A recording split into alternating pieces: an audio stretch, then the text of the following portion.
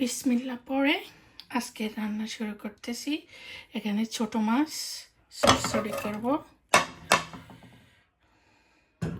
মাছগুলো সুন্দর করে ক্লিন করে আমি ওয়াশ করে নিয়েছি লবণ দিয়ে ভালো করে, যেন মাছের কোনো গন্ধ না থাকে। আর এখানে আমি দুইটা ছোট কাঁকরোল নিয়েছি কুচি কুচি করে, একটা পেঁয়াজ, কাঁচামরিচ, টমেটো, এখানে আদা রসুন পেস্ট আর তেল আছে। এখন আমি একে একে সব দিয়ে দিব।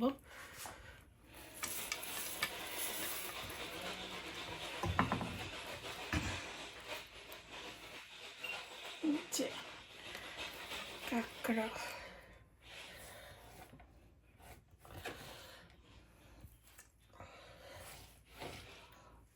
টমেটো,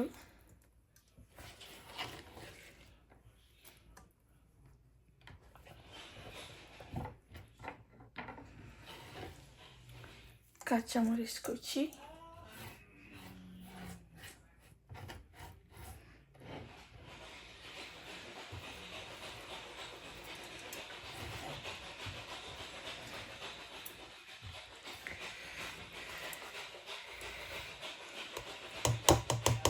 এক চামচ আদা রসুন বাটা,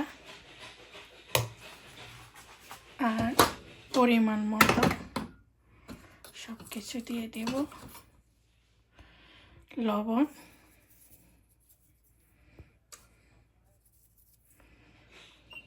হলুদ আধা চা চামচ, মরিচ 1 চা চামচ, আর আধা চামচ থেকে কম জিরা পাউডার, আধা চামচ থেকে কম ধনিয়া পাউডার, এখানে পরিমাণ মতো তেল। পাশে আমার বড় ছেলে খেলা করতেছে, তাই অনেক নয়েজ শোনা যাচ্ছে। এখন আমি এগুলো ভালো মতো মাখাবো।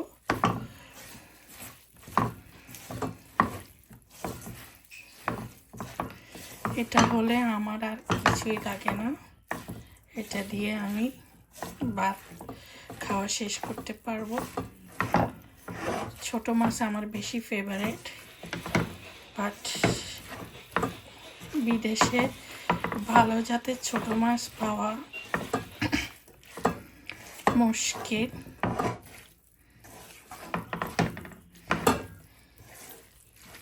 তারপর আলহামদুলিল্লাহ যেগুলো পাই, আল্লাহর লাখ লাখ শুকর, আলহামদুলিল্লাহ সব কিছুই পাওয়া যাচ্ছে।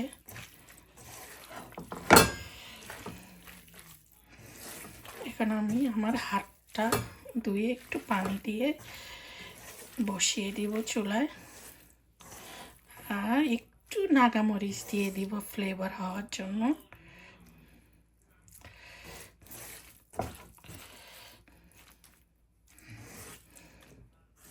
সরিষার তেল দিলে আরও ভালো হতো, সরিষার তেল শেষ হয়ে গিয়েছে।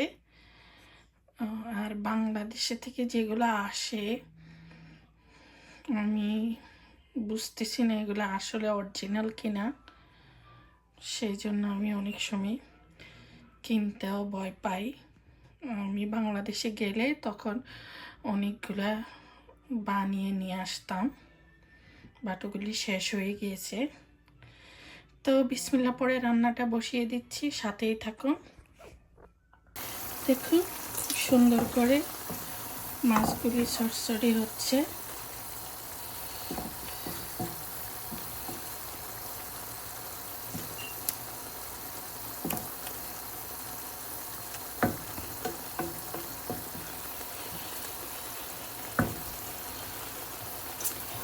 ফ্রাই প্যান বসিয়ে দিয়েছি, পুঁটি মাছ, বিসমিল্লাহির রহমানির রহিম।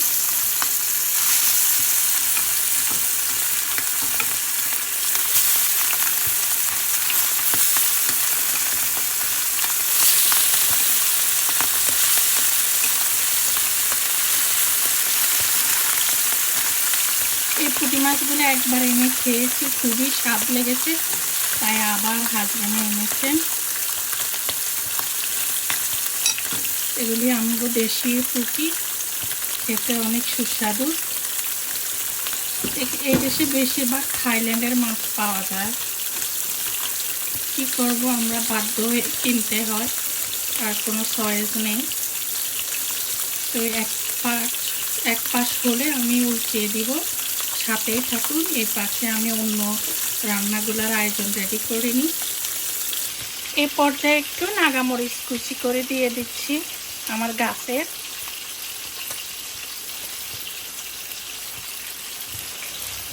কেউ বোম্বাই মরিচ বলে, কেউ নাগামরিচ বলে। দিয়ে দিলাম। আমার হাত অনেক জল। মাছের এক পিস হয়েছে, উল্টিয়ে দিচ্ছি।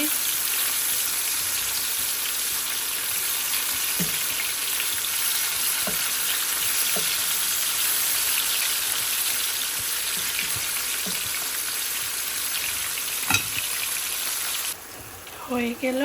এখন গার্ডেনের একটু ধনিয়া পাতা দিয়ে দিচ্ছি। নিজের গার্ডেনের একটু ধনিয়া পাতা দিলেও অনেক ঘ্রাণ হয়। আমার এত বেশি হয়নি, একটু হয়েছে, তার থেকে এনে দিলাম একটু।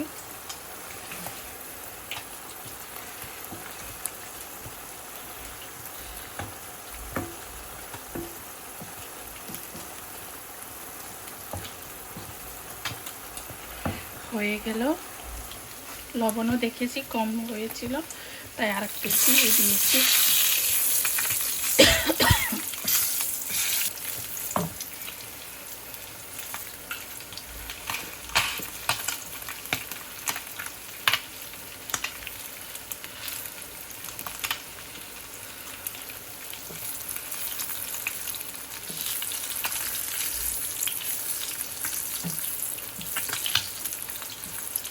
প্যাকেটে শুধু এই কয়টা পুঁটি মাছ ছিল। দেখুন আমরা কত দাম দিয়ে সব কিছু খেতে হয়। প্যান গরম হয়ে গিয়েছে। এখানে আমি এখন কাঁচামরিচ, পেঁয়াজ, রসুন দিয়ে দিচ্ছি পুঁটি মাছ ভাজার জন্য। বিসমিল্লাহির রহমানির রহিম।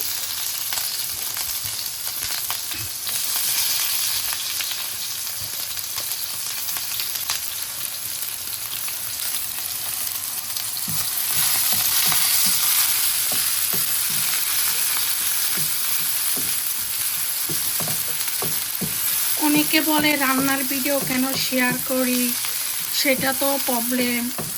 যখন আমি নিজের পিকচার দিই তখনও প্রবলেম, যখন গানের ভিডিও দিই তখনও প্রবলেম। আসলে বুঝতেছি না, আমার কিছু ভাই বোনের সব কিছুতেই যদি প্রবলেম হয় তাহলে আমি কাজ করব কি নিয়ে? আমি তো এটা একটা কাজ হিসেবে নিয়েছি।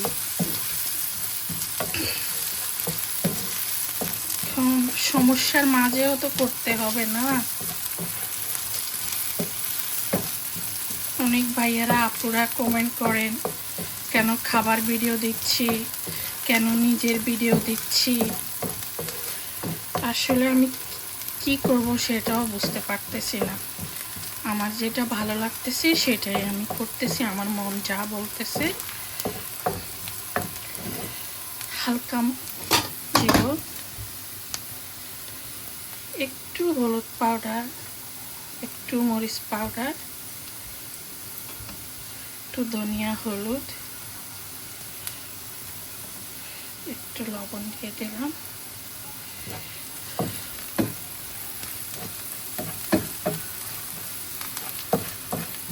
আর টমেটো দিয়ে দিব এখন।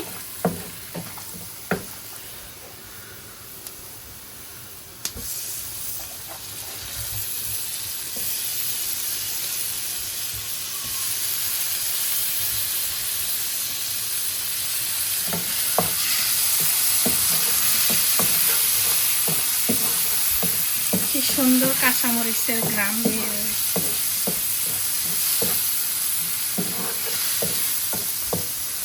এখন আমি পুঁটি মাছগুলোকে ভাজি করে রাখছি সেগুলো দিয়ে দিলাম।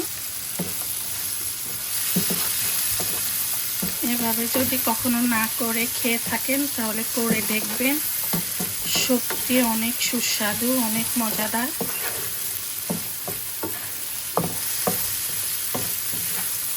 এটা হলে আর মশারির ডাল হলে আর কিছুই লাগে না। আমার অথবা আমার হাজবেন্ডের, ও এটা পছন্দ করে। নামানোর আগে একটু ধনিয়া পাতা দিয়ে দিব।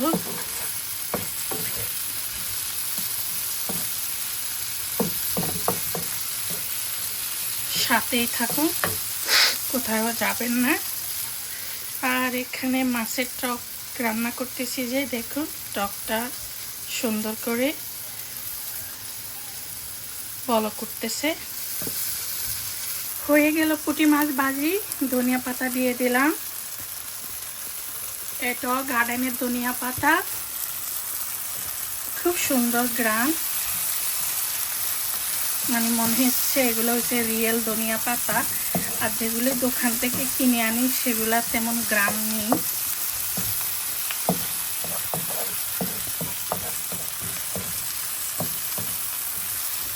হয়ে গেল মজাদার পুঁটি মাছ ভাজি। ওকে বন্ধুরা, তো আজকে এখান পর্যন্তই। সবাই বেশি বেশি করে ভিডিওগুলো দেখবেন, লাইক এবং শেয়ার করবেন, আপনাদের মতামত জানাবেন। নতুন আরেকটা ভিডিও বানানোর পর্যন্ত সবাই ভালো থাকুন, সুস্থ থাকুন আমার প্রাণের বন্ধুরা। আল্লাহ হাফেজ।